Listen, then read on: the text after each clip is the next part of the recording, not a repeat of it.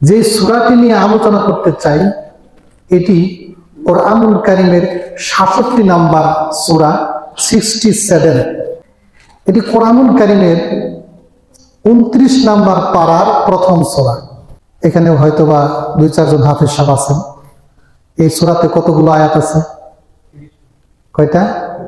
৩০টা। হাফেজ ছাড়াও এই সূরার সাথে অনেকেই পরিচিত, কারণ এই সূরার অনেক ফজিলত আছে।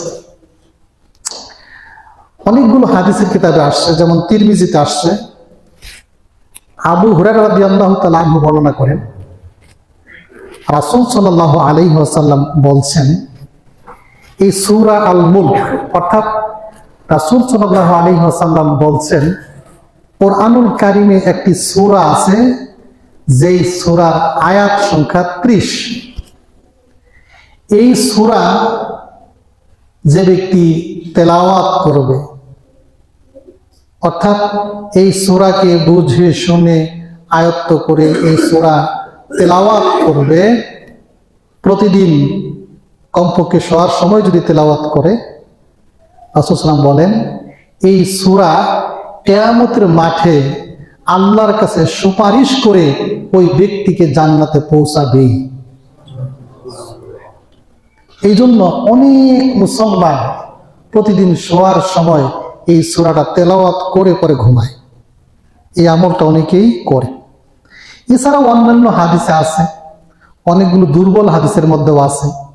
যেমন আছে, এই সূরা যে ব্যক্তি তেলাওয়াত করবে, এই সূরা কিয়ামতের মাঠে আল্লাহ তাআলার সাথে বাদানুবাদ করে ওই ব্যক্তির জন্য, ওই ব্যক্তির পক্ষে আল্লাহর সাথে বাদানুবাদ করে তাকে জান্নাতে পৌঁছাবে, জাহান্নাম থেকে রক্ষা করবে। আরেক হাদিসে আসছে, এই সূরা যে তিলাওয়াত করবে ওই বান্দাকে কবরের আযাব থেকে মাফ করে দেওয়া হবে। কোরআনুল কারীমের সূরা, এই সূরারও সুপারিশ করার ক্ষমতা আছে। এই সূরাও কিয়ামতের ময়দানে কথা বলবে, কোরআন কথা বলবে, কোরআনের বিভিন্ন সূরা কথা বলবে। যেমন এই সূরা আল্লাহর সাথে কথা বলে, এই সূরা পাঠকারীকে জান্নাতে পৌঁছাই দেবে।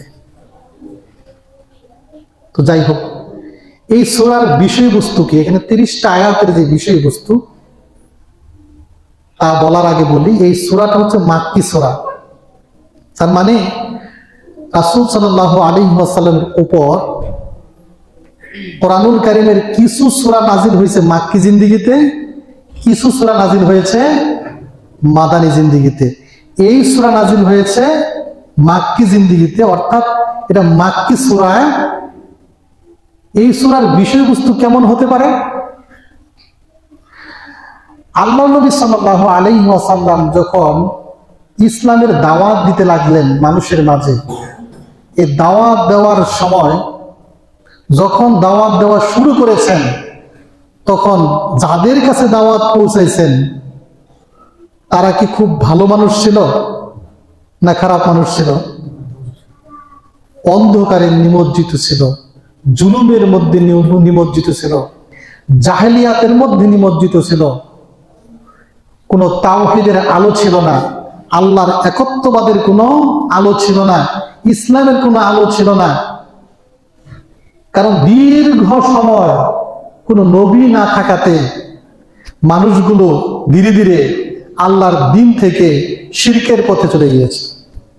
সেই মানুষগুলোকে আল্লাহর নবী যখন দাওয়াত দিয়েছেন, এই মানুষগুলোই পরবর্তীতে এমন মানুষে রূপান্তরিত হয়েছিল, অর্থাৎ সাহাবায়ে কেরামের কথা বলছি, পরবর্তী এদের চাইতে ভালো মানুষ পৃথিবীতে ছিল? আমার কথা মনে আপনার বুঝেন না, বুঝলে উত্তর দিতেন। সাহাবায়ে কেরামের চাইতে ভালো মানুষ পৃথিবীতে ছিল, এখন আছে, ভবিষ্যতে আসবে। একেবারে সবচাইতে জঘন্য মানুষগুলো এত সুন্দর মানুষে, সোনার মানুষে পরিণত হয়েছিল যে পৃথিবীতে এমন ভালো মানুষ আর একটাও আসবে না। ওই আবু বকর সিদ্দিক রাদিয়াল্লাহু তাআলা আনহু, ওমর রাদিয়াল্লাহু তাআলা আনহু, আবু হুরায়রা রাদিয়াল্লাহু তাআলা আনহু, আনাস বিন মালিক রাদিয়াল্লাহু তাআলা আনহু, এরকম ভাবে যত সাহাবী আছে প্রত্যেকের জীবনটা এত সুন্দর হয়ে গিয়েছিল, এত আল্লাহওয়ালা, আল্লাহর নবীর এতটা মহব্বত ধারণকারী হয়ে গিয়েছিল। এরকম আল্লাহওয়ালা, আল্লাহর নবীর প্রেমিক, এতটা দিনদার, পরহেজগার, তাকওয়াবান পৃথিবীতে আর আসবে না। কেন হয়েছিল? কারণ প্রথম দিকে এমন এমন সূরা নাজিল হয়েছিল যে সূরাগুলোর মাধ্যমে আল্লাহ রাব্বুল আলামিন আল্লাহর পরিচয় দিয়েছেন, আখিরাতের কথা বলেছেন, জান্নাতের কথা বলেছেন, জাহান্নামের কথা বলেছেন। ঠিক এমন একটি সূরা হচ্ছে সূরা আল মুলক, যে সূরার মধ্যে আল্লাহ রাব্বুল আলামিন তার নিজের কথা বলেছেন, জান্নাতের কথা বলেছেন, জাহান্নামের কথা বলেছেন। অর্থাৎ এই সূরাগুলো যদি কেউ একা একা পড়ে, এর অর্থগুলো পড়ে, ব্যাখ্যাগুলো পড়ে, ওই ব্যক্তির ঈমান বৃদ্ধি পাবে না কমবে? বৃদ্ধি পাবে না কমবে? আজকে ছোট থেকে দেখে আসছি অনেক হুজুররা বলে কোরআনের অনুবাদ করা যাবে না, অনুবাদ করলে কি হবে? গাফেল হয়ে যাবে। অর্থাৎ কোরআন যদি কেউ জানতে চায়, অনেক বাহানা আমাদের মধ্যে হুজুররা দেয় যে নিজে নিজে কোরআনের অনুবাদ করো না, পড়লে তুমি বিভ্রান্ত হয়ে যাবে, তুমি বুঝতে পারবে না কোরআন, তুমি বিনষ্ট হয়ে যাবে, ইসলাম থেকে দূরে সরে যাবে, এরকম কথা বলে। অথচ আসল ঘটনা কি তা না? কোরআনের অনুবাদ করলে মানুষ আর ইসলামের পথে আসবে? তার প্রমাণ এই গত এক সপ্তাহের মধ্যে আপনারা হয়তো নাম শুনেছেন, ফেসবুকে দেখেছেন, ক্রিকেট ধারাভাষ্যিক ক্রিকেট নিয়ে রিপোর্ট করে। ক্রিকেট খেলা হইলে এটা টেলিভিশনের সংবাদে রিপোর্ট করে না, অমুক দেশে খেলা হয়েছে, অমুক অমুক দলে খেলা হয়েছে, অমুক প্লেয়ার এরকম খেলছে, অমুকে জিতছে, অমুকে ঠকছে, এরকম সংবাদের মধ্যে রিপোর্টার আছে না? এরকম একটি হিন্দু রিপোর্টার, নামটা মনে পড়তেছে না, এই হিন্দু রিপোর্টার মুসলমান হয়েছে। তাকে প্রশ্ন করা হয়েছে সে যে মুসলমান হইল কারো চাপে হয়েছে কিনা, কেমনি হইল? তখন সেই হিন্দু, এই ভদ্রলোক যিনি মুসলিম হয়েছেন, তিনি উত্তর দিয়েছেন, আমার ঘরে কোরআনুল কারীমের কয়েকটা অনুবাদ আছে। কোরআনুল কারীমের অনুবাদ করে একজন অমুসলমান পর্যন্ত ইসলাম চিনে মুসলিম হয়ে গেছে। তাহলে আমাদের মুসলিমদের পড়া দরকার আছে না নাই? আছে না নাই? সুতরাং কোরআন পড়লে কোরআনের অনুবাদগুলো পড়ব, বুঝতে সমস্যা হলে গবেষণা নিজে নিজে করব না, আলেমদেরকে জিজ্ঞেস করব। কিন্তু কোরআনের অনুবাদ সবারই পড়া উচিত। যে কথা বলতেছিলাম, তাহলে এই সূরাগুলো হচ্ছে আল্লাহ নিয়ে আলোচনা, আখিরাত নিয়ে আলোচনা, আল্লাহর সার্বভৌমত্ব নিয়ে আলোচনা, এই পৃথিবীর সৃষ্টি কৌশল নিয়ে আলোচনা। যে আলোচনাগুলো শুনলে, বুঝলে মানুষের ঈমানগুলো অনেক বেড়ে যাবে। এবার এই সূরা নিয়ে আলোচনা শুরু করতেছে। এই সূরার একেবারে প্রথম আয়াতে আল্লাহ তাআলা বললেন, তাবারাকাল্লাযী বিয়াদিহিল মুলক ওয়া হুয়া আলা কুল্লি শাইইন কাদির। তাবারাকাল্লাযী, তাবারাক বরকতময়, মহিমান্বিত তিনি, মহিমান্বিত বরকতময় তিনি। তিনি বলতে কাকে বোঝানো হয়েছে বলেন তো? আল্লাহকে বলেছেন। অর্থাৎ তিনি আল্লাহ, যিনি বরকতশালী, বরকতময়, যিনি মহিমান্বিত, যার কোনো ত্রুটি নাই, যার কোনো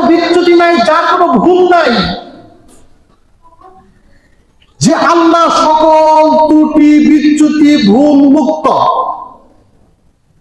মানুষের যেমন দোষ থাকে, ত্রুটি থাকে, মানুষের যেমন বহু ধরনের নেগেটিভ অ্যাপ্রোচ থাকে, এই সকল কিছু থেকে আল্লাহ তাআলা মুক্ত, আল্লাহ পবিত্র, আল্লাহ বরকতময়, আল্লাহ মহিমান্বিত, এই ঘোষণা দিয়ে এই সূরাকে শুরু করা হচ্ছে। কেন এই ঘোষণা দিলেন? যখন কোরআন নাজিল হইল, কোরআনুল কারীম যখন নাজিল হচ্ছে, ঠিক তখন সেই আরবের মধ্যে দুটি শ্রেণী ছিল। একটি শ্রেণী হচ্ছে খ্রিস্টান, আরেকটি শ্রেণী ইহুদি। এই দুই শ্রেণী আরো ছিল, এই দুই শ্রেণীর কথা বলবো।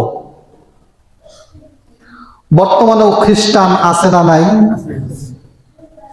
500-550 কোটি খ্রিস্টান পৃথিবীতে। ইহুদিও এরকম 1-150 কোটি কি আছে ইহুদি, বা কম বেশি আছে। খ্রিস্টানরা বিশ্বাস করে আল্লাহ তাআলার প্রতি খ্রিস্টানদের বিশ্বাস হচ্ছে আল্লাহ তাআলার পুত্র আছে, সেই পুত্রের নাম হচ্ছে ঈসা আলাইহিস সালাম। বলেন নাউযুবিল্লাহ। খ্রিস্টানরা বিশ্বাস করে আল্লাহ তাআলার স্ত্রী আছে, সেই স্ত্রী হচ্ছে মরিয়ম আলাইহিস সালাম। বলেন নাউযুবিল্লাহ। অথচ আল্লাহ রাব্বুল আলামিন কোরআনুল কারীমের সূরা ইখলাসের মধ্যে ঘোষণা করছেন, লাম ইয়ালিদ ওয়া লাম ইউলাদ। আল্লাহ তাআলার কোনো সন্তান নাই, আল্লাহ তাআলাও কারো সন্তান না। অথচ খ্রিস্টানরাই বিশ্বাস করে, ইহুদিরাও বিশ্বাস করে আল্লাহ তাআলার সন্তান আছে। তারা মনে করে উযাইর আলাইহিস সালাম আল্লাহ তাআলার সন্তান। বলেন নাউযুবিল্লাহ। এই খ্রিস্টানদের এই বিশ্বাসকে ঘুরিয়ে দেওয়ার জন্য, খ্রিস্টানদের এই বিশ্বাসকে একেবারে অস্বীকার করার জন্য, ইহুদিদের বিশ্বাসকে বিরোধিতা করার জন্য আল্লাহ রাব্বুল আলামিন এই সূরার প্রথমেই ঘোষণা করে দিলেন, তাবারাকাল্লাযী। তোমরা যে বলো আল্লাহর সন্তান আছে, তোমরা যে বলো আল্লাহর স্ত্রী আছে, এই সকল কথা মিথ্যা, আল্লাহর প্রতি মিথ্যারোপ, এগুলো বানোয়াট। বরং আল্লাহ রাব্বুল আলামিন এই সকল কিছু থেকে পবিত্র, বরকতময়, মহিমান্বিত। বলেন সুবহানাল্লাহ। এই সকল বিশ্বাসকে একদম টু দা পয়েন্টে ঘুরিয়ে দিয়েছেন কোরআনুল কারীম এই সূরার প্রথম দুইটি শব্দের মাধ্যমে। এরপরে আল্লাহ রাব্বুল আলামিন বললেন, বিয়াদিহিল মুলক। মুলক মানে হচ্ছে কি? রাজত্ব। মুলক মানে হচ্ছে ক্ষমতা। মুলক মানে হচ্ছে কর্তৃত্ব। মুলক মানে হচ্ছে এই পৃথিবীর বাদশাহী। এই সকল কর্তৃত্ব, সকল ক্ষমতা, সকল বাদশাহী, সকল কিছু একমাত্র এক সত্তার হাতে। কার হাতে? বিয়াদিহিল মুলক। কার হাতে? আল্লাহর হাতে। তাহলে এবার বলুন, আল্লাহর হাত আছে না নাই? আল্লাহর হাত আছে। এটা কি আমি বলছি, আপনি বলছেন, না আল্লাহ বলছেন? আল্লাহ বললেন আল্লাহর হাত আছে। কোরআনুল কারীমের মধ্যে আল্লাহ বিভিন্ন জায়গায় বলছেন আল্লাহর হাত আছে, আল্লাহর পা আছে, আল্লাহর চোখ আছে, আল্লাহর চেহারা আছে।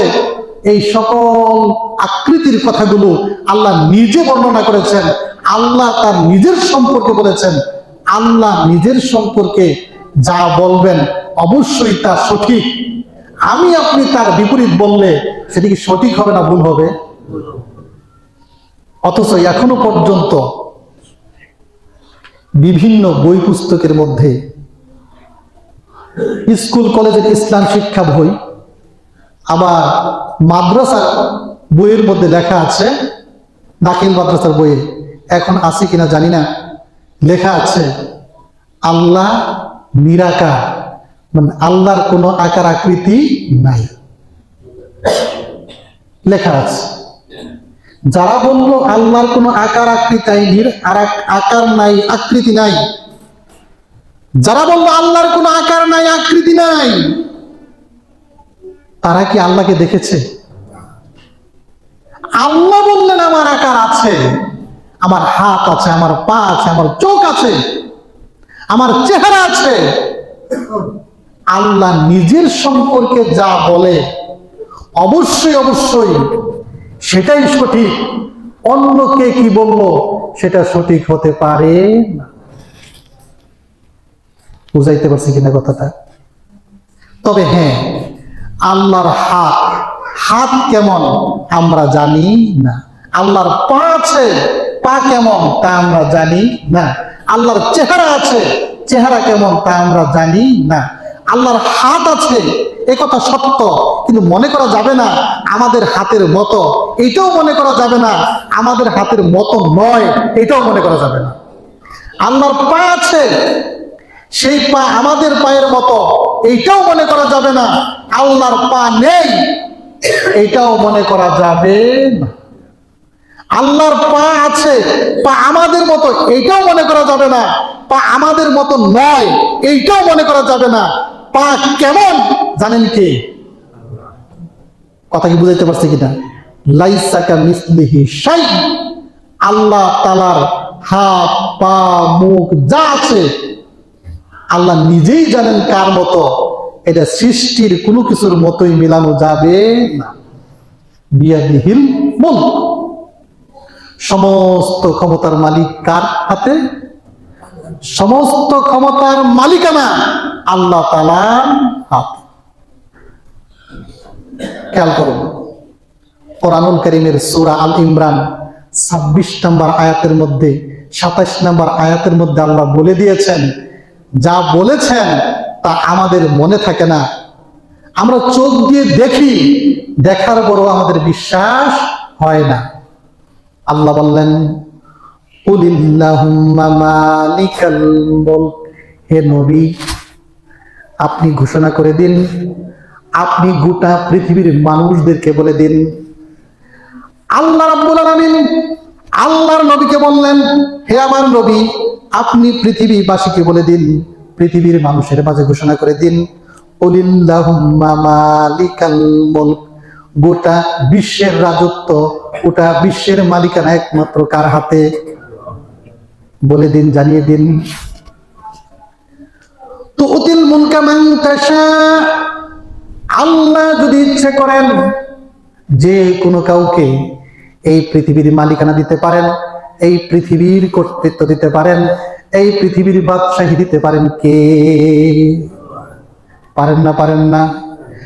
আল্লাহ যদি চান নিমিষের মধ্যে কোনো ফকিরকে, কোন দরিদ্র মানুষকে, কোন ক্ষমতাহীন মানুষকে এই পৃথিবীর সুপার পাওয়ার দিয়ে পৃথিবীর ক্ষমতাবান করে দিতে পারেন, একমাত্র শুধু মাত্র পারেন কে?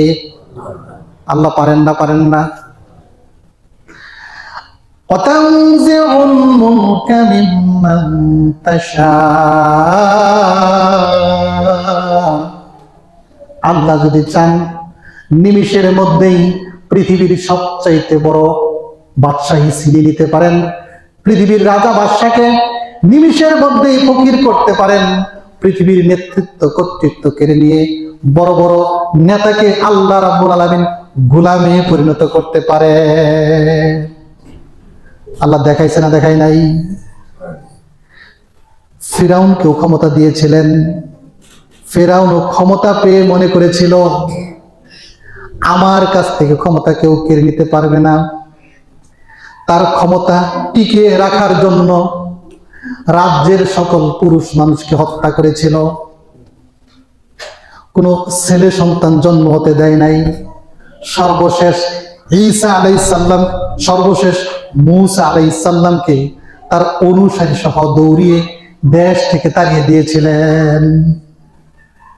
কিন্তু সেই তাড়ানোর মধ্য দিয়েই মূসা আলাইহিস সালাম তো দেশ থেকে তাড়াইলো না, বরং ফিরাউনকে আল্লাহ রাব্বুল আলামিন পৃথিবী থেকে চিরতরে বিদায় করে দিলে। আল্লাহ রাব্বুল আলামিন উদাহরণ দিছে না দেয় নাই? দিছে না দেয় নাই? চোখের সামনে ঘটে, চোখের সামনে চেয়ে চেয়ে দেখি যারা মানুষের উপর জুলুম করলো, যারা মানুষের উপর কর্তৃত্ব ক্ষমতা দেখাইলো, আল্লাহকে ভয় করলো না, নিমিষের মধ্যে আল্লাহ রাব্বুল আলামিন ক্ষমতা থেকে টেনে হিঁচড়ে নামিয়ে চিরতরে দেশ ছাড়া করে দিল।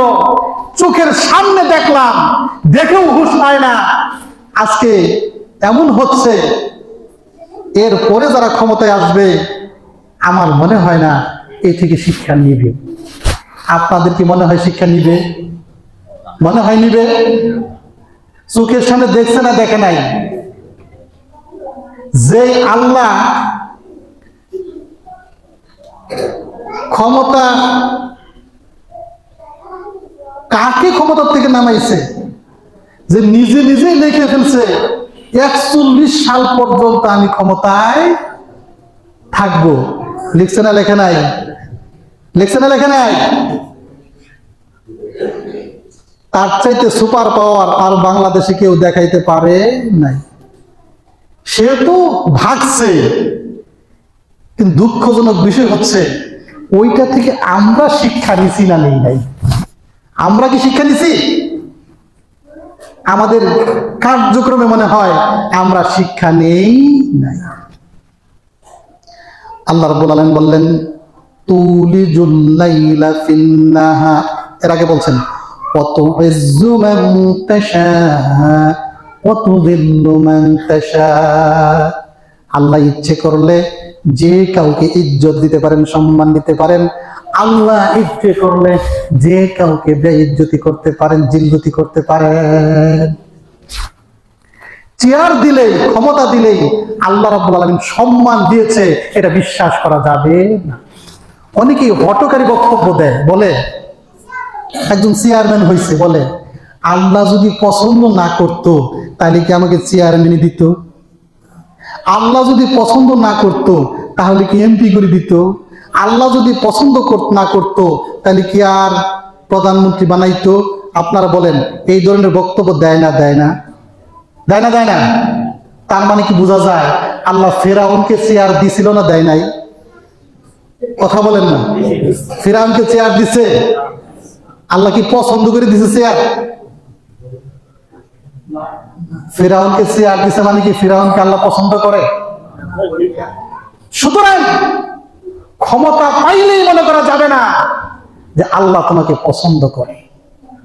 ক্ষমতা পাইলেই মনে করা যাবে না আল্লাহ তোমাকে সম্মান দিয়েছে। ক্ষমতা দেওয়ার মানে হচ্ছে তোমাকে একটা পরীক্ষায় ফেলেছে, তুমি পরীক্ষায় পাস করতে পারো কিনা সেটা দেখার জন্য। কারণ টোটাল ক্ষমতার একচ্ছত্র মালিকানা কার? কৃপণতা করেন কেন? আল্লাহ শব্দটা সবার বলতে হবে। কৃপণতা করবেন? আবার বলেন, গোটা বিশ্বের মালিকানা কার? আল্লাহ। এখন দেখেন, গোটা বিশ্বের মালিকানা আল্লাহ, বললেও মানতে হবে, না বললেও মানতে হবে। খেয়াল করেন, আজকে ধরেন বাংলাদেশে এখন বেলা ডুবে কয়টায়? হ্যাঁ, 5টা, ধরেন 5:40। কত? 5:40 ধরে নেন। তাহলে 5:40 হইলে 6টার সময় কি বলেন তো? রাত না? রাত না? 6টার সময় রাত না? 5:40 সন্ধ্যা হইলে 6টায় কি রাত না? রাত না? রাত। আবার কিছুদিন পরে এই 6টা কি রাত থাকবে না দিন থাকবে? দিন থাকবে না রাত থাকবে? তাহলে এখন যেটা রাতের মধ্যে আছে কিছুদিন পরে এটা দিন বানাবে কে? কে বানাবে? তাহলে এই রাত থেকে টেনে সময়টাকে দিন বানাইলেন কে? আল্লাহ। আবার আজকে 5:20 যখন বাজে, এটা কি দিন? দিন না? আর কিছুদিন আগেই এই 5:20 দিন আছিল না রাত ছিল? কি ছিল? তখন এই দিনটাকে রাতের ভিতরে ঢুকাইছিলেন কে? রাতকে দিনে ঢুকাই দেয়, দিনকে রাতে ঢুকানোর ক্ষমতা কার? পৃথিবীর কারো আছে এই ক্ষমতা? ট্রাম্প পারবে? বাইডেন পারবে? সারা বিশ্বের সমস্ত রাষ্ট্রগুলোর প্রেসিডেন্ট একত্রিত হয়ে জাতিসংঘে যদি মিটিং করে, জাতিসংঘের চেয়ারম্যানকে সাথে নিয়ে যে 1 মিনিট সময় যেটা রাতে ঢুকে গেছে সেটাকে দিনে ফিরিয়ে আনতে হবে, 1 মিনিট কেন 1 সেকেন্ড সময়কে রাত থেকে দিনে আনার ক্ষমতা আছে? আছে কারো? এই ক্ষমতা কার? তুলিজুল লাইলা ফিন নাহার, রাতকে আল্লাহ টেনে দিনের ভিতরে ঢুকাইয়া দেন। তুলিজুল লাইলা ফিন নাহার ওয়া তুলিজুন নাহার ফিল লাইল, আবার দিনকে টেনে রাতের ভিতরে ঢুকাই দেন কে? কে ঢুকান? আল্লাহ ঢুকান। তুখরিজুল হাইয়া মিনাল মাইয়িত, মৃত জিনিস থেকে জীবিতকে বের করে আনেন। এখন এই যে ধানের চারা রোপণ করা হচ্ছে না, হচ্ছে কিনা হয় নাই? কয়েকদিন আগে এই ধানের বীজ থেকে জ্বালা তৈরি করার জন্য বীজ রোপণ করা হয়েছে না হয় নাই? হয়েছে না হয় নাই? এখন ওই ধানের বীজের উপর কি হয়েছে? গাছ হয়েছে। সেই গাছ কি এখন রোপণ করছে না? এই গাছের মধ্যে আবার কি হবে? ধান হবে। আচ্ছা বলেন তো, নিচে একটা ধান রোপণ যে করা হয়েছিল, এই ধানটা কি এখন আছে না মারা গেছে? আছে না মারা গেছে? তাহলে নিচে কোনটা? মৃত। উপরে যে ধান হচ্ছে সেটা কি? এই মৃত থেকে জীবিত বের করেছেন কে? কে বের করেছেন? আবার লক্ষ্য করে দেখুন, মুরগির পেট থেকে ডিম হয় না হয় না? হয়। মুরগি কি জীবিত না মৃত? আর ডিম মৃত। আবার ডিমকে যখন তাপ দেয়, তাপ দিলে সেখান থেকে বাচ্চা বের হয় না হয় না? তাহলে মৃত থেকে আবার কি আসলো? জীবিত। পৃথিবীর সকল সুপার পাওয়ার মিলে একটা ডিমের থেকে কোনো বাচ্চা বের করতে পারবে? শক্তি আছে, ক্ষমতা আছে। এই ক্ষমতা কার? ঘুমাই বলেন, ঘুমাইয়া এই ক্ষমতা কার? জুড়ে সুরে বলেন, এই ক্ষমতা আল্লাহ। আল্লাহ রাব্বুল আলামিন বলেন তুখরিজুল হাইয়া মিনাল মাইয়িত, আল্লাহ রাব্বুল আলামিন মৃত জিনিস থেকে জীবিতকে বের করে আনেন। ওয়া তুখরিজুল মাইয়িতা মিনাল হাই, আবার জীবিত জিনিস থেকে মৃত বের করে আনেন কে? এই ক্ষমতা কার? ইন্নাল্লাহা আলা কুল্লি শাইইন কাদির, এই পৃথিবীর প্রত্যেকটা জিনিসের উপর একচ্ছত্র একমাত্র ক্ষমতা মালিকানা কার? সাগরের উপর ক্ষমতা আল্লাহ, জমিনের উপর ক্ষমতা আল্লাহ, আসমানের উপর ক্ষমতা আল্লাহ, প্রত্যেকটা মানুষ এবং জিনের উপর ক্ষমতা আল্লাহ। মানুষের ভিতরে যে হার্ট আছে, 24 ঘন্টা হার্টটা চলে না, বিরতি দেয়? আপনি যখন ঘুমিয়ে যান, হার্ট কি কখন ঘুমায় পড়ে? বলেন, হার্ট কি তখন ঘুমায়? হাত দিয়ে দেখেন, ঘুমাইয়া গেছে। হার্টের উপর হাত দিয়ে দেখেন, হার্ট গুলো ধুক ধুক ধুক ধুক করে চলতেছে। 24 ঘন্টার মধ্যে 1 সেকেন্ডের মধ্যেও ঘুমায় না। এই হার্টের উপর ক্ষমতা কার? না আপনার? ফুসফুসের উপর ক্ষমতা কার? কিডনির উপর ক্ষমতা কার? রক্তের উপর ক্ষমতা কার? মাথার উপর ক্ষমতা কার? সকল কিছুর উপর একচ্ছত্র মালিকানা কার? একমাত্র আল্লাহ রাব্বুল আলামিন সকল কিছুর উপর একচ্ছত্র ক্ষমতাবান মালিক। আল্লাহু আকবার। এইভাবে করে এই সূরার মধ্যে মানুষের ঈমানকে তরতাজা করছেন, মানুষের ঈমানকে তরতাজা করেছেন আল্লাহ রাব্বুল আলামিন এই সূরার মধ্যে বর্ণনা দিয়ে দিয়ে। আল্লাহ রাব্বুল আলামিন পরের আয়াতের মধ্যে বলছেন, আল্লাযী খালাকাল মাউতা ওয়াল হায়াতা লিয়াবলুয়াকুম আইয়ুকুম আহসানু আমালা। পৃথিবীর প্রত্যেকটা মানুষের মউতকে সৃষ্টি করেছেন, জীবন দিয়েছেন, মানুষের হায়াত সৃষ্টি করেছেন কে? মৃত্যু সৃষ্টি করেছেন কে? অথচ আল্লাহ আগে বলেছেন মৃত্যুর কথা, পরে বলেছেন এই হায়াতের কথা। মৃত্যু আগে আসে না হায়াত আগে আসে?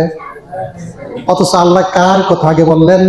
মৃত্যুর কথা আগে বললেন, যেন মৃত্যুকে স্মরণ রেখে হায়াত পরিচালনা করে।